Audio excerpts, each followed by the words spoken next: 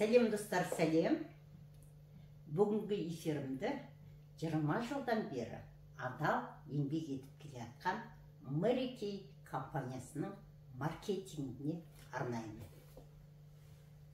Mary Kay компаниясының маркетингінде Паретто заңдылығы 80-20 қалай жұмыс істейді?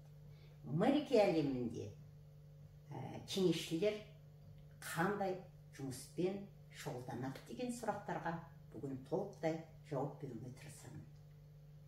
Осы орайда тақырыбымызды айтпай тұрып, өздеріңізден сұрайтыным, каналыма жазылмаған болсаңыз, жазылып, лайк қойып, маған жігер беріп кетіңіздер, өтініш. Енді Mary Kay әлемінің маркетингін бастайық. Mary Kay әлемінің алдыңғы эфирде айтқандай, Mary Kay'де MLM маркетингі, то есть multi-level маркетинг. Бірден 1000-ға дейін товарды жылжытқан адамдардың сату принципі деген сөз ғой. Сату принципі. Өндіруші товарды өндіріп жатыр. Біз кеңесшілер келісім шартқа отырамыз, өніміңді жылжытуға көмектесеміз деп. Сол үшін өндіруші компания бізге сыйақы береді. Өзінің пайдасын өнім өндіруші табатын пайдасының 50% өндірушінің өзінің компаниясына қалса, 50% біз жеке бизнес құрған үшін тәуелсіз сұлулық жөніндегі кеңесшілерге таратады. Міне маркетинг. Енді компанияның Mary Kay'ға келген кезде бізде екі түрлі старттық жиынтық бар. Жеке бизнесіңді бастағалы тұрсың. Өз жеке бизнеске бастау үшін өзің шешім қабылдауың керек. Адамдар өзі қабылдаған шешімдерден тұрады.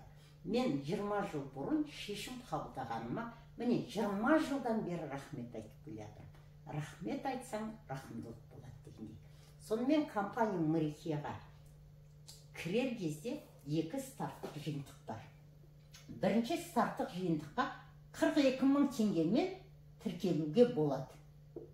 Өзіңнің салған ақшаңдың үстінен 120% пайда көре аласың. Міне, компания Mary Kay'ға сымыладып келдің, сразу 120% пайда.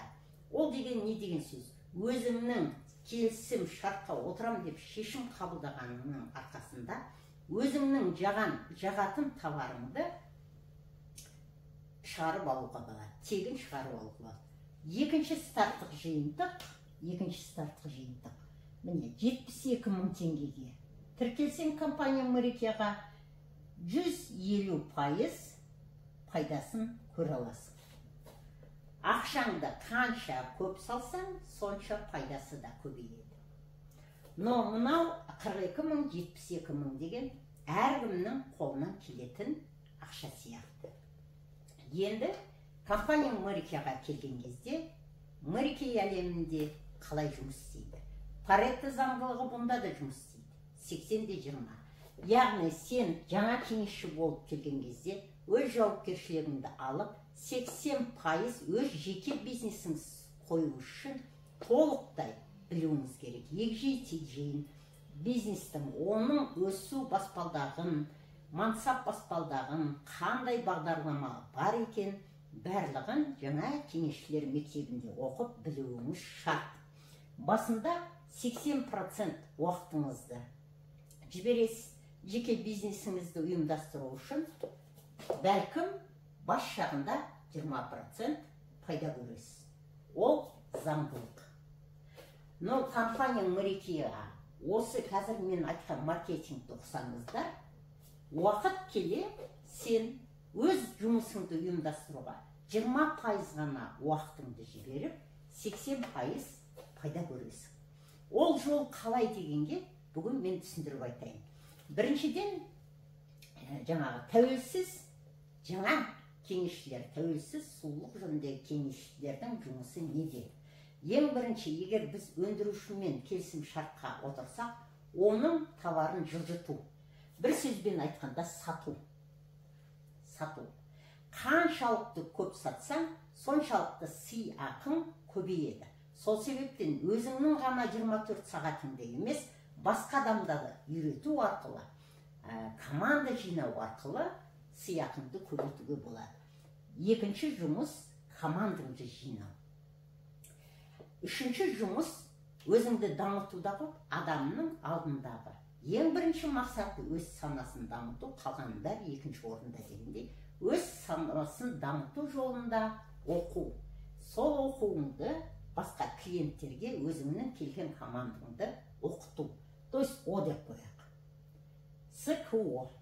Яғни сатасың, команда жинайсың, оқисың. Сатасың, команда жинайсың, оқисың. Көп уақыт, пока сен ебін тапқанша, көп уақыт болады. Сатасың, команда жинайсың, оқытасың. Сатасың, команда жинайсың, оқытасың. Қандай пайда табасың? Біріншіден тәжірибе жинадың. Тұттасың мен Мөрекей әлемін білдің, көп уақытың кетсе де сен білдің. Сенің пайдаң сатқаннан 40% жеңілдікпен алсаң, скидкамен алсаң 40% жеңілдікпен. Онда сенің пайдаң 66% товарды жылжытқаннан табатын пайдаң. 30% жеңілдікпен алсаң, онда сенің табатын пайдаң 42,8%. Әркімнің өз қалауы. Егер мен бизнесі жүргізем десем, мен 42% табатын жолға түспес едім. Мен 66%ға дайындап тапсырыстарымды беріп, сол пайызды алушы едім. Келесі баспалдақтан, мансап баспалдағынан көтергенде, егер тура сенің қолданып отырған мүмкіндігіңді мен де қолданғым келеді деп, командаңа адамдар келе бастаса, онда сен аға кеңесші боласың. Бас ұйымдастырушы боласың, аға кеңесші боласың. Онда да сенің жұмысың сату, команда жинау, оқу. Сату, команда жинау, оқу. Бірақ сен жаңа кеңесшілер мектебін бітіріп, көп ақпарат алған кезде, сенде өзің тәжірибең болып, уже не істеп жүргенін білген кезде, кешегі бір жұмысқа 2 сағат жұмсасаң, бүгін уже жарты сағатта істеу қабілетің, сенде тәжірибе пайда болды. Сен сол сатудан 66% аласың. Плюс бұған сертификат деп аталынады. Сертификат аласың. Аға кеңесшілерге арналған сертификат. Ол сертификаттан түсетін пайда, команда жинаудан түсетін пайда 233%. Енді қарап көріңіздер. Команда жинағанды. Потому что команда мүшелерінің өзінің әрбір қайсының 24 сағаты бар. 1 сағатын Мөрекей өнімін жылжытуға салса да, қаншама товар жылжып жатыр. А сен соған бас көз болған үшін, саған компания 233% сол товар айналымысынан саған сертификат ретінде жеңілдік береді. Келесі сатыда директор болдың. Директордың де жұмысы сол. Сату, команда жинау, оқу, әйтпесе оқыту. Директор уже тәжірибесі көп болғаннан, ол кешегі көп істеген жұмысын бүгін тез арада істей салады. Мына жаңағы сатудан аласың пайдасы бар. Өзінің личный жеке әкелген командасынан пайдалады. Енді жеке әкелген адамдар, олардың кім-кімді әкеп жаса да бүкіл желісінен ақша ала бастайды. Бүкіл желісінен ақша алады. Ай сайынғы премия алады. Премия 100 мыңның маңайындағы премия алады. Одан кейін директор статусынан бастап қосымша мүмкіндіктер пайда болады. Ол қандай мүмкіндіктер? Клуб лидеров дейді. Клуб лидер арқылы сумка түрлі-түрлі заттарды алуға болады. Плюс шетел саяхаты басталады. Шетел саяхаты и автопрограмма директор статусынан саған мүмкіндік қосымша келді. Міне, директорды бастаған кезде бір ғана жаңағы табыс көзі бар еді, аға кеңесші болғанда 2 табыс көзі, ал директор болғанда 3, 4, 5 табыс көзі. Енді аға директорлар. аға зиялы көшбасшылар, зиялы директор. Мен зиялы аға директормын. Менің жұмысым өзгерді ма? Жоқ, жұмысым өзгерген жоқ. Сол жұмыс. Өнімді сатамын, команда жинаймын, оқытамын. Оның мен енді 20 жылдан бері жасап келе жатсам, ол жұмысқа мен 20% қана, сол жұмысты ұйымдастыруға 20% уақытымды ғана жұмсаймын ғой, бір жағынан қарағанда. Мына жаңа сатудан аламын, өзімнің жеке бизнес серіктестерімнен аламын 233%. Директор ретінде аламын. Бонусым бар, шетел саяхаты бар, жаңағы автопрограмма бар. Мен осы 20 жылда 4 автокөлікті компания Мәрекейден сыйға алдым. 20-дан астам шетел мемлекеті барып, оның тағы ортасы 10 шақты шетел мемлекетін сүйікті компания Мәрекейімнің арқасында жолдасымен бірге бару жобасын, бағдарламасын орындаудың артында тегін алып шетел сапарына барып келдім. Одан кейін маған қазір енді зиялы аға көшбасшы болғанда қандай мүмкіндіктер пайда болды.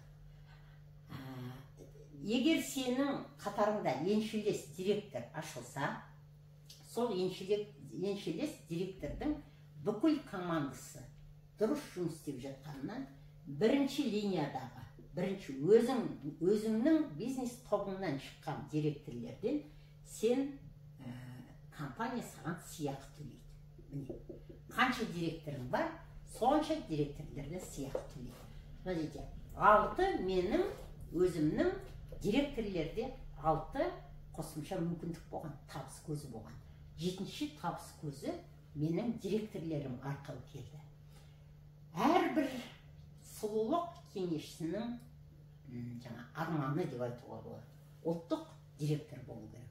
Қазақстандықтар біледі, Мәрекей компаниясының ұлттық директорлері розовый мерседесте жүр. Розовый мерседесте жүрген адамдардың да жұмысы не? Өнімді сату, командасын жинау, оқыту болды. Олар енді қанша жылдан бері жұмыс істеп отырса, ол жұмысты ұйымдастыруға оларға күш жігердің керегі жоқ. 20% уақытын жібереді, 80% жаңағы өзінің доходын алады.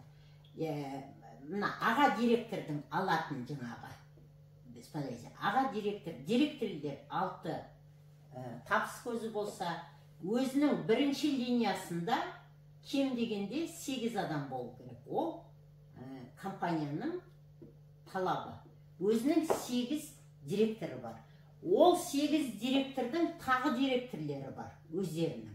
Өзінің сирек, мысалы, мен ол кісінің директоры болса, менің өз директорым бар, 7 директорлерім. Допустим, олардан алады. Міне, ол мына консультант кезінде қаншалықты 80% өзінің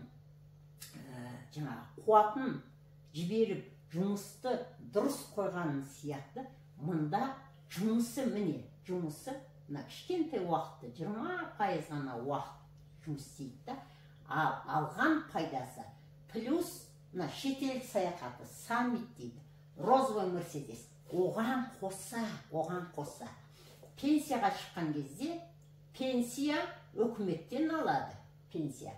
Плюс пенсия Мәрекей береді. Мәрекейден пенсиясын алады. Міне, компания Мәрекейдің маркетингі. Енді маркетингтің не екенін біліп жатсыздар.